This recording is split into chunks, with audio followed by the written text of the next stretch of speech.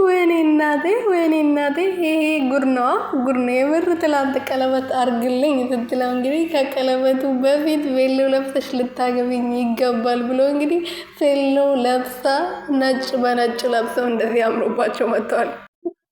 ስለዚህ ለአንቺ ቀለበት ብቻ አይደለሽም ላገባሽም እፈልጋለሁ ብሎ እንግዲህ እንደዚህ ፎቶ ፖስተዋል ማለት ነው። ምን አይነት ርካሽ የሆነች ሴት ናት ግን በማርያም ኧረ በኢየሱስ ስም እኔ የሷ ስም መጥራት አልፈልግም። እዚህ ጋር እንግዲህ ያው ትሩትዬ ተገላገልሽ የኔ ጀግና፣ ከዚህ የማይረባ ልክስክስ ከማንም ጋር እዚህ እና እዚህ የሚሯሯጥ ወንድ ተገላገልሽ። እንኳን ፈጣሪ ገላገለሽ ማለት ነው። ኧረ ይቺ ለራሷ ክብር የላትም።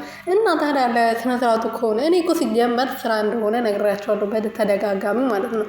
ስራ ባይሆን እሺ እንደዚህ ቬሎ ለብሶ ዛሬ እንደዚህ ነጭ በነጭ ለብሶ የሚመጡት እውነት ስራ ባይሆንና ኖርማል ቢሆን ስነስርዓት አለው አይደል እንዴ? አካሄድ አለው አይደል እንዴ?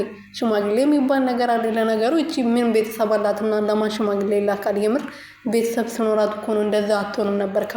ከባለ ትዳር ወንድ ጋር እንደዚህ አትልከስከስም ነበር። እውነት ቤተሰብ ቢኖራት ሽማግሌ የምትልክበት ቤተሰብ ቢኖራት አባት እናት ቢኖራት ማለት ነው። የምር እቺ ሲጀመር ሽማግሌ የሚላክበት ቤተሰብ የላትም። ለዛ ነው እሱም እንደዚህ በቀላሉ ስላገኛት እየተጫወተባት ስለሆነ ነው። ነገ ደግሞ እንግዲህ አልቅሰሽ አንብተሽ ትመጫለሽ። አንቺ እንደ ሩታዬ አይደለሽም።